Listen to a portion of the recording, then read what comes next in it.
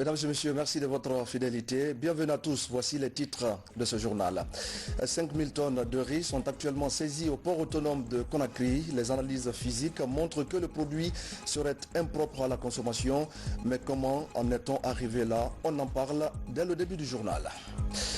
Prise en charge des maladies oculaires, des consultations gratuites sont organisées en ce moment à Conakry. C'est une opération qui vise principalement des personnes souffrant de diabète. Et enfin, nous parlerons ce soir encore de la gendarmerie routière avec des agents qui doivent être déployés en rase campagne. Ils vont veiller, vous le savez, à la sécurité des populations sur nos routes. Une de nos équipes s'est intéressée à leur mission et à leurs actualités. Bonsoir à tous. Une importante quantité de riz est donc saisie au port autonome de Conakry.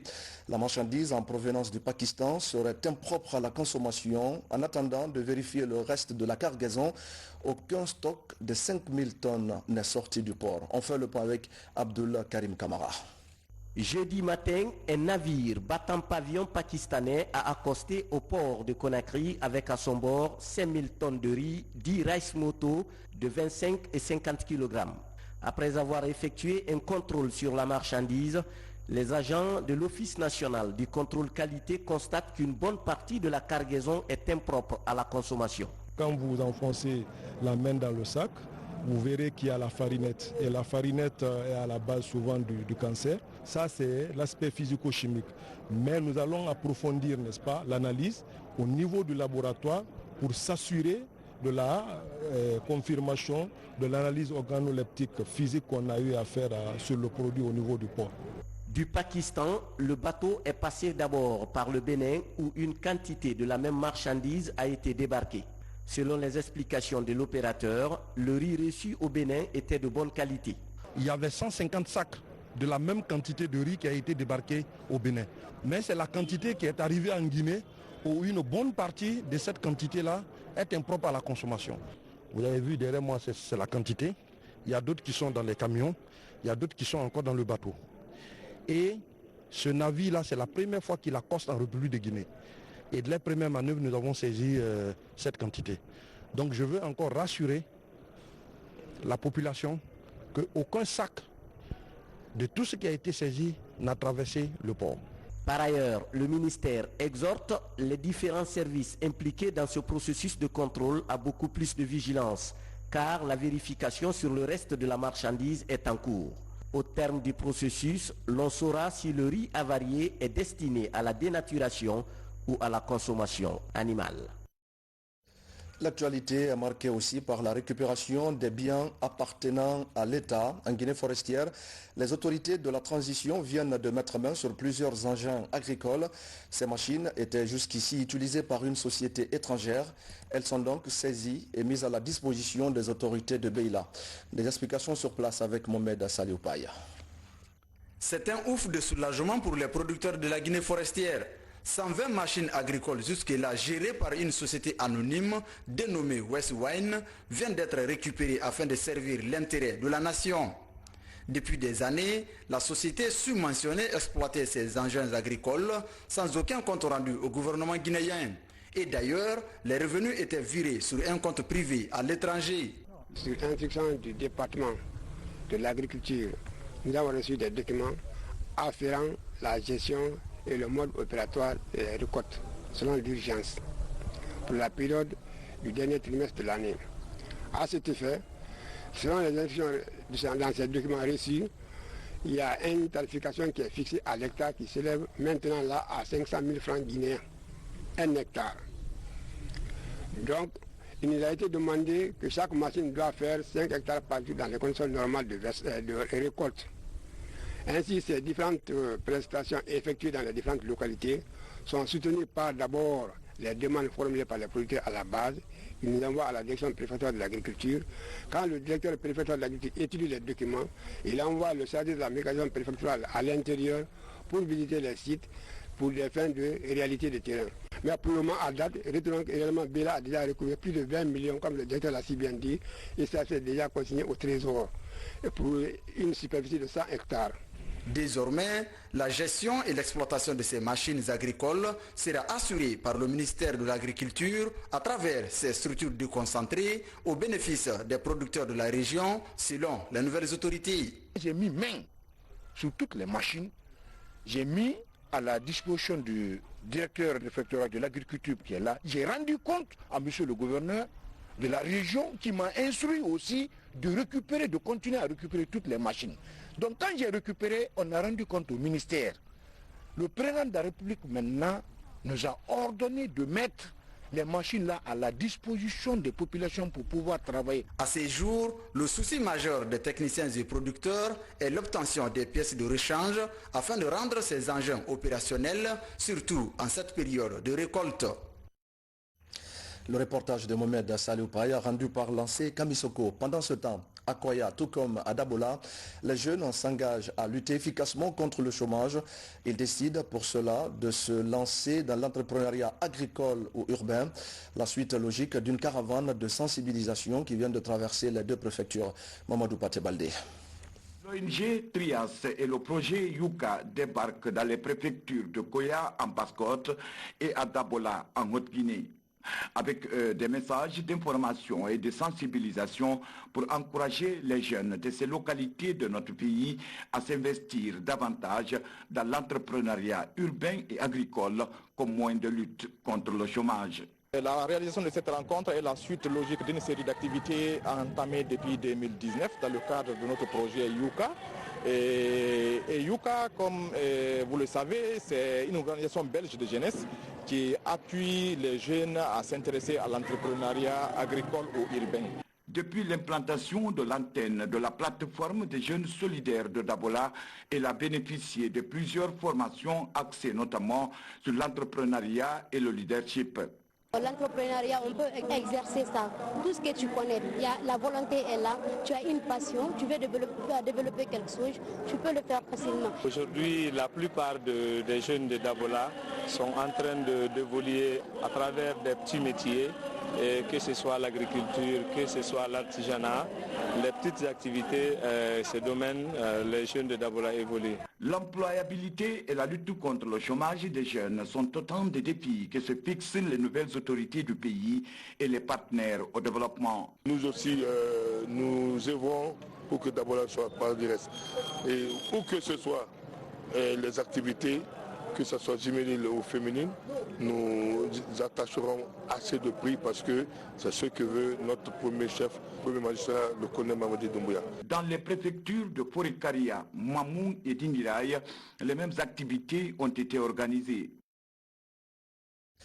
Un mot de santé, avec tout d'abord cette attention particulière pour des personnes diabétiques souffrant de problèmes oculaires.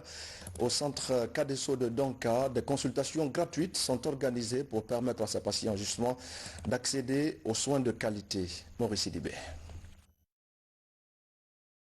Au centre Cadesso de l'hôpital Donka ce matin, nous retrouvons Adjara Matoulaye Bari. Cette mère de famille est venue se faire dépister. Après la consultation à rétinopathie diabétique, aucune des facultés visuelles de la patiente n'est affectée.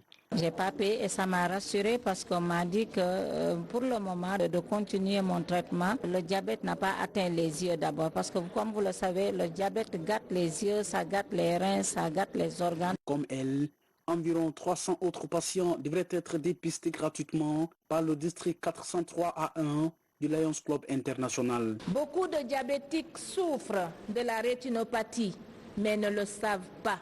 Alors nous sommes ici aujourd'hui avec les spécialistes du Cadesso et le concours du programme national des maladies non transmissibles pour sensibiliser, dépister et prendre en charge ceux qui en auront besoin.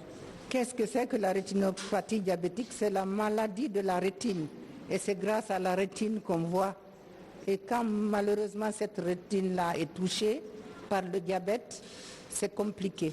La prévention de la cécité est une activité très importante pour nous, Lions et co-acteurs Léo. Sans vue, il n'y a pas de vie, d'où l'intérêt des campagnes de dépistage. Ces opérations de sensibilisation et de dépistage visent à aider les populations à accéder facilement aux soins oculaires. À la phase initiale et même dans certaines phases avancée de complications, le patient ne présente aucun signe.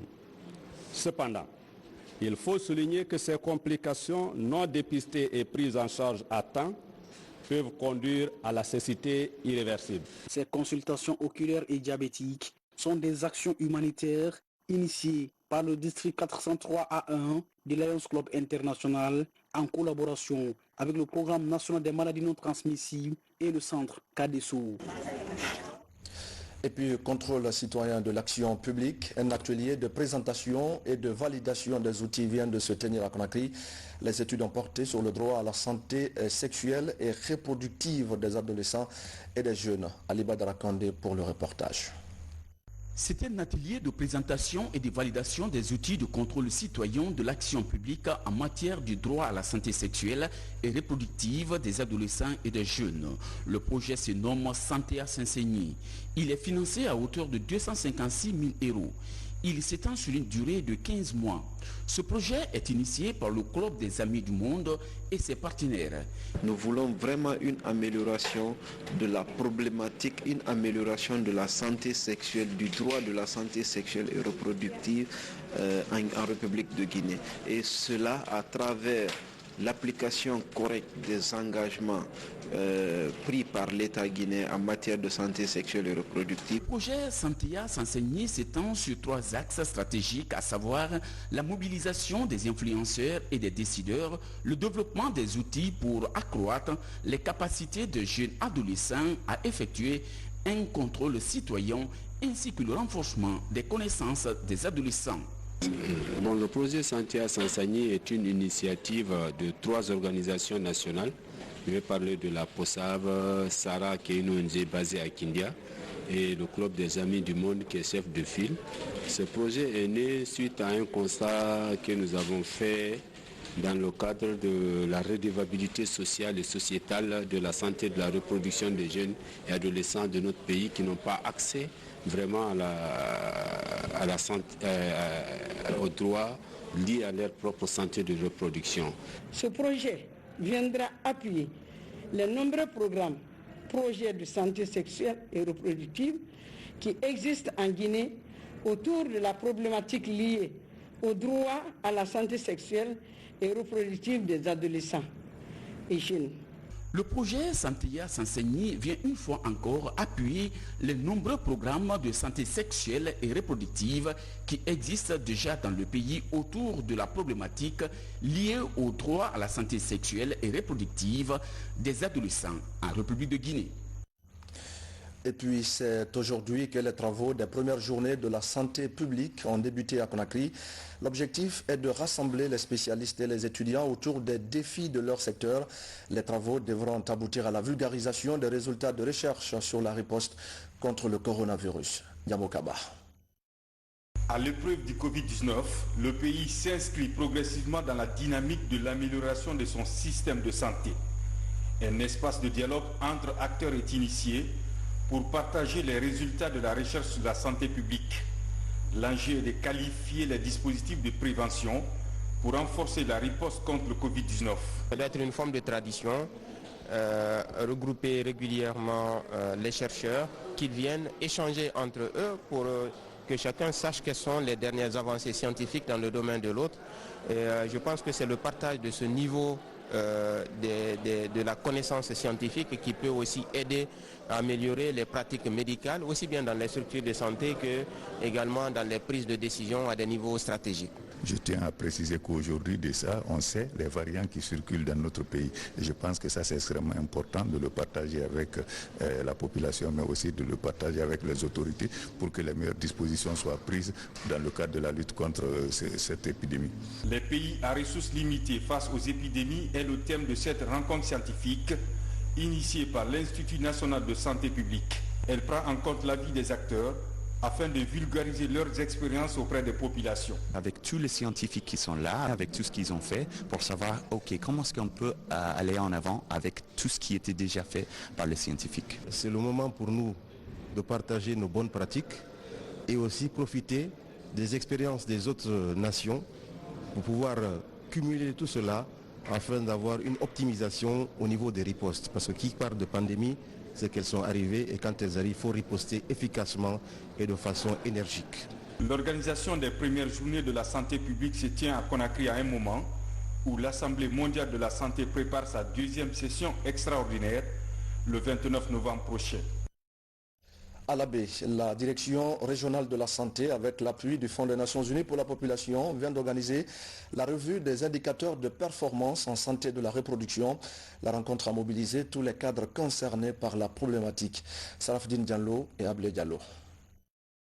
Dans la région administrative de la baie, les principaux animateurs du secteur de la santé venant de différents niveaux, des invités de certains secteurs sociaux de développement, des acteurs communautaires, des partenaires prennent part à cet échange. La Guinée a un taux élevé de mortalité maternelle qui est de 550 pour 100 000 naissances vivantes. Alors le gouvernement guinéen avec ses différents partenaires réalise tous les jours des activités au niveau de nos structures de santé pour que ce taux-là baisse. Et nous avons la chance ici d'avoir un grand partenaire qui est l'INEP, qui a accompagné de façon technique et de façon financière. Depuis environ 2 décennies se tiennent chaque année 2 sessions de comités techniques au niveau de la région et des préfectures. Il est question d'analyser les données de la santé maternelle, néonatale et la planification familiale. Les comités de santé jouent un rôle central dans la gestion des services de santé. Nous rentrons dans les communautés, nous faisons des plannings pour chaque mois et nous rentrons dans les communautés, nous mobilisons les gens, nous les sensibilisons pour l'utilisation des services de santé. On s'engage devant les partenaires à renforcer toutes les stratégies possibles pour encore qu'il y ait une meilleure utilisation des services de santé quant à la planification familiale, en passant par les leaders religieux pour l'adhésion à la planification familiale. Cette revue de performance a permis d'analyser les indicateurs par district sanitaire et d'identifier les problèmes liés à la non-atteinte des objectifs pour chaque indicateur. Au bout du rouleau, un plan d'action est élaboré en vue d'améliorer les différents segments en rapport avec la santé de la reproduction dans la région administrative de la baie. Et puis, mesdames et messieurs, vous suivrez dans un instant une série de décrets du chef de l'État. En attendant, l'Agence du service civique d'action pour le développement est également à pied d'œuvre pour une bonne gestion environnementale et sociale. En Guinée, à Kankan précisément, l'ASCAD vient d'organiser une journée de sensibilisation des populations. Les débats ont porté sur l'impact de plusieurs activités, dont la construction des bâtiments sur la vie des citoyens. Abakar Diaby. Après avoir analysé les réclamations et les plaintes des populations riveraines affectées par ces activités, la direction régionale de l'Agence du service civique d'action pour le développement de Kankan a pris en compte ces requêtes. À travers sa direction de tutelle, elle vient d'initier ce cadre d'échange et de partage d'expériences axé sur la gestion environnementale et sociale. Ce cadre de gestion environnementale et sociale permettra aux projets financés par l'AFD de présenter non seulement l'ASCAD mais aussi le projet dans son ensemble à l'ensemble des parties prenantes impliquées dans le cadre de ce projet, notamment les riverains du site de Kankankoura et de Bordeaux. Dans le Nabaya, l'ASCAD évolue sur 2 sites, à savoir Bordeaux et Kankankoura. Comme toujours, elle offre aux jeunes scolarisés, déscolarisés, non scolarisés et diplômés. C'est une opportunité pour les jeunes de Kankan de s'approprier de cette institution pour réellement être dans le circuit socio-économique normal. En fait, cet atelier a pour but principalement de présenter à la population et à la communauté de Kankan les risques qu'il pourrait y avoir sur de tels travaux et les désagréments que cela pourrait apporter à la population. À l'issue de cette journée de sensibilisation sur le cadre de gestion environnementale et sociale, un comité de réclamation sera formé afin de remonter les plaintes des riverains des projets de l'AFD, à qui le droit. L'Office national de formation et de perfectionnement professionnel accompagne les entreprises guinéennes vers la compétitivité et la qualité. L'institution vient d'introduire de nouvelles méthodes en matière de gestion du personnel. De quoi s'agit-il? Quels sont les résultats attendus? On suit les explications de Moussa Komara. Le Lean Management, une nouvelle méthodologie puissante introduite en Guinée par l'Office national de formation et de perfectionnement professionnel pour améliorer la performance des entreprises.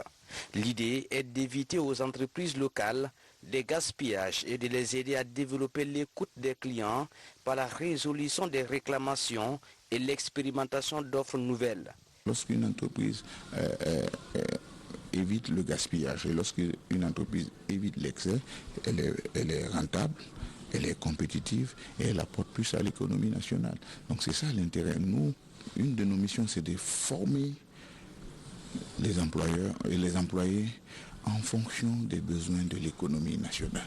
Avec cette spécialiste, ces participants seront capables de mieux appréhender leurs difficultés et de mettre en place des stratégies nouvelles dans l'atteinte de leurs objectifs. L'objectif premier de l'approche Lean Management est de procéder à une gestion efficiente des ressources humaines, financières et matérielles dont nous disposons dans nos entreprises, qu'elles soient publiques ou privées. Durant 3 jours, ils se sont familiarisés avec tous les outils et valeurs de Lean Management, notamment la méthode 5S, débarrasser, ranger, nettoyer, ordonner et être rigoureux pour optimiser l'environnement de travail et réduire le gaspillage de temps. Nous gaspillons les ressources dans nos sociétés, que ce soit du temps, du personnel, de l'argent. Donc cette formation va nous permettre de prendre soin de ces ressources-là, d'optimiser sur ce que nous faisons comme activité et surtout d'avoir des entreprises plus florissantes. À la sortie d'ici, on s'est rendu compte que pour en arriver à un résultat, il y a des process par lesquels on doit passer. Donc à partir de ces process-là, ça permet qu'on ait des clients heureux. Les responsables d'entreprise sont désormais certifiés. Ils espèrent tous créer un système de production stable et améliorer les performances globales de leurs entreprises respectives. Autre sujet dans ce journal, c'est cette nouvelle initiative pour faciliter l'insertion socio-économique des jeunes. Il s'agit du Café de l'Emploi, une rencontre mensuelle qui met en relation les chercheurs d'emploi et les employeurs. La 2e édition vient de se tenir à Conakry. Valérie Talimane. Un panel de chefs d'entreprise et représentants d'institutions face à une 50aine de jeunes demandeurs d'emploi. Les débats tournent autour des difficultés de recrutement dans les entreprises et institutions. Nous avons dit aux participants, à ceux qui sont à la recherche du premier emploi, qu'il fallait un changement de paradigme, un changement de mentalité. Il faut venir avec une approche de vente. Vous avez des compétences à vendre que vous proposez à l'entreprise. Vous devez faire valoir ces compétences en identifiant des besoins spécifiques que l'entreprise a, que vous cherchez à combler à travers les compétences que vous avez. Bon, j'ai décidé de participer à cette rencontre pour voir quelles sont les opportunités que cette rencontre offrait et aussi apprendre par rapport au système de mentorat qu'ils ont dit et aussi un peu poser des questions, apprendre et puis voir quelles sont les opportunités que je pourrais avoir grâce à ce Café de l'Emploi. Cette instance est initiée pour apprendre les techniques de recherche du premier emploi. Au Café de l'Emploi, les échanges sont sans tabou. L'inadéquation entre l'offre et la demande d'emploi est l'élément déclencheur de ce programme. Vu que ça ne pouvait pas se faire tous les jours, on a jugé nécessaire de le faire une fois par mois pour donner la possibilité chaque mois à une 50aine, voire une 100aine de demandeurs d'emploi de poser leur candidature directement dans ces entreprises et maintenant quitte à eux de se défendre et de défendre leur dossier face à ces différentes entreprises-là. Pour matérialiser l'ambition, des interviews sont accordées aux participants. Sur place, les demandeurs défendent leur curriculum vitae, ouvrant ainsi la voie à des opportunités d'emploi. Et puis je le disais au sommaire, il y a moins d'un mois, le commandement de la gendarmerie nationale annonçait le déploiement d'un dispositif de sécurité routière en rase campagne. La mission est de contrôler, secourir et sensibiliser sur les infractions qui mettent en danger la vie des populations. Mais quel est aujourd'hui l'état des lieux des préparatifs? Voici pour comprendre les explications de Moussa Bangoura. Pour assurer la sécurité des usagers et leurs biens sur les axes routiers. En rase campagne, le CNRD, Comité national du Rassemblement pour le développement, à travers le haut commandement de la gendarmerie nationale, direction de la justice militaire, a déployé un dispositif de sécurité routière sur le terrain après une série de formations à l'école de la gendarmerie de Sonfonia. Monsieur le haut commandant de la gendarmerie nationale et directeur de la justice militaire, le colonel Bala Samoura, s'inscrivant dans cette dynamique de rupture avec les erreurs du passé, a très rapidement fait remonter à l'école nationale de gendarmerie de Sonfonia tout le personnel de la gendarmerie routière du Grand Conakry pour une remise à niveau suivie d'une réorganisation qui a abouti à un redéploiement du personnel gendarme de la gendarmerie routière sur les nationales numéro 1 Conakry-Kindia, numéro 2 Conakry-Bofa et numéro 3 Conakry-Fourikaria. Depuis le 29 octobre dernier, ces agents veillent au grain pour réguler les va-et-vient des transporteurs. Leur mission est de constater, secourir et contrôler les infractions mettant en danger la vie des usagers. Parmi ces 11 infractions, il y a le défaut de permis de conduire. Si l'usager ne l'a pas, ça veut dire que c'est une infraction. La deuxième infraction, c'est le défaut de carte grise. La troisième infraction, c'est le défaut de triangle de présignalisation. La quatrième infraction, c'est le délit de fuite. La cinquième infraction, c'est le transport mixte. La sixième infraction, c'est le refus d'obtempérer. La septième infraction, c'est l'excès de vitesse. La huitième infraction, c'est le téléphone au volant. La neuvième infraction, c'est le dépassement dangereux. La 10e infraction, c'est le changement de direction sans précaution. La dernière et 11e infraction, c'est le bagage hors gabarit. Pour le moment, des sensibilisations se multiplient à tous les niveaux afin de respecter les consignes données. À partir du 1er décembre, des sanctions seront appliquées à tous les usagers contrevenants.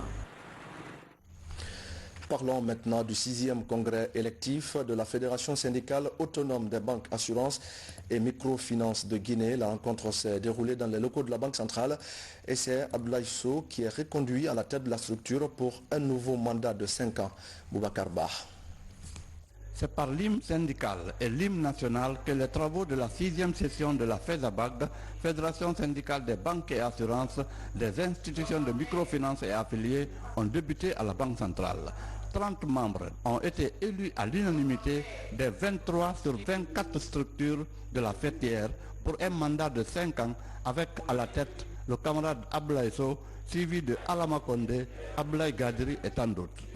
Nous saisissons cette heureuse opportunité pour féliciter toutes les délégations syndicales et l'ensemble des travailleurs des banques, assurances, microfinances et structures affiliées pour leur unité et leur fidélité. Je voudrais saluer avec beaucoup d'énergie l'avènement du CNRD, Comité national de rassemblement et de développement, pour l'œuvre gigantesque pour le développement économique et social de notre pays. Au nom du gouverneur de la Banque centrale, le vice-gouverneur s'est réjoui du climat d'entente et de sérénité qui a caractérisé les travaux et donné de sages conseils pour la paix durable dans le pays. Je voudrais rassurer l'ensemble des travailleuses et travailleurs du système financier guinéen de la totale disponibilité de la Banque centrale à toujours être à l'écoute de leurs préoccupations. Ensemble, nous nous emploierons tous à préserver les acquis, à veiller à l'amélioration des conditions de vie des travailleurs, mais aussi à garantir un système financier paisible. Invitée pour la circonstance, la présidente de la Chambre des établissements publics et administratifs de la Cour des comptes, ancienne membre de l'institution, a invité les syndicalistes à la formation continue sur les textes et lois en la matière. Au même moment, la Confédération nationale des travailleurs de Guinée s'agrandit. La CNTG vient en effet d'être gratifiée de l'adhésion du syndicat national autonome de l'enseignement supérieur et de la recherche scientifique. Il s'agit là d'un autre plan de défense des travailleurs vivement salué par les parties prenantes. Diane Diassane. Cette affiliation du syndicat de l'enseignement supérieur et de la recherche scientifique augmente à 17 le nombre des fédérations guinéennes à la CNTG. Les motifs de l'alliance sont clairs. On a compris qu'avec elle, on peut apprendre beaucoup et nous pouvons être outillés pour toutes sortes de revendications ou pour toutes sortes de formations syndicale, la connaissance des choses, des textes juridiques et autres. Le premier rôle du syndicat étant la défense des intérêts des travailleurs, l'arrivée du syndicat de l'enseignement supérieur et de la recherche scientifique va renforcer les actions de la Confédération nationale des travailleurs de Guinée. Le syndicat national de l'enseignement supérieur, c'est un gros morceau et qui couvre toutes les universités guinéennes. Donc si, n'est-ce pas, ce syndicat national s'afflige à la plus grande centrale syndicale guinéenne, ça veut dire que c'est une fierté, c'est un bonheur. Ça veut dire tout simplement que la CNTG est en train de grandir. La Confédération nationale des travailleurs de Guinée, CNTG, est l'une des 8 principales centrales nationales que compte la Guinée. Elle constitue la principale force syndicale présente sur l'ensemble du territoire et dans la quasi-totalité des secteurs socio-professionnels.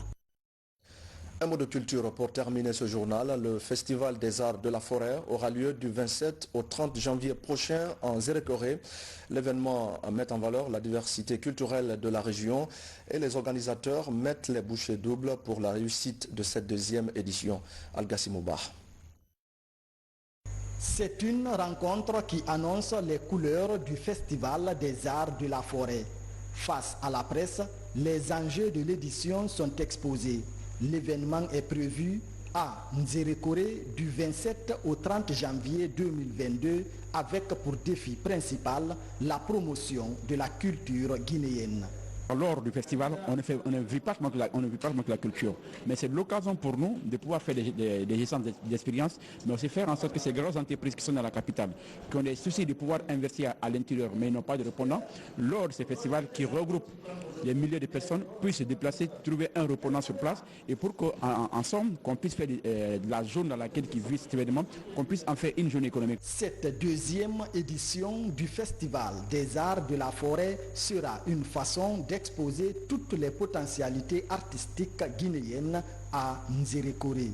La deuxième édition, on a comme thématique la culture, facteur de paix, de développement et d'intégration. La particularité est que la deuxième édition, on aura non seulement un appel à projet à hauteur de 200 millions qui est financé par un de nos partenaires qui n'est autre que Yété-Mali, mais aussi au niveau culturel, on aura la chance parce que la forêt, elle est composée de plusieurs préfectures et à chaque préfecture correspond un groupe ethnique. Donc on aura la chance de vivre même l'essence, c'est-à-dire de cet événement qui est l'art traditionnel. Le Festival des Arts de la Forêt prévoit entre autres des expositions, des spectacles, des grands carnavals.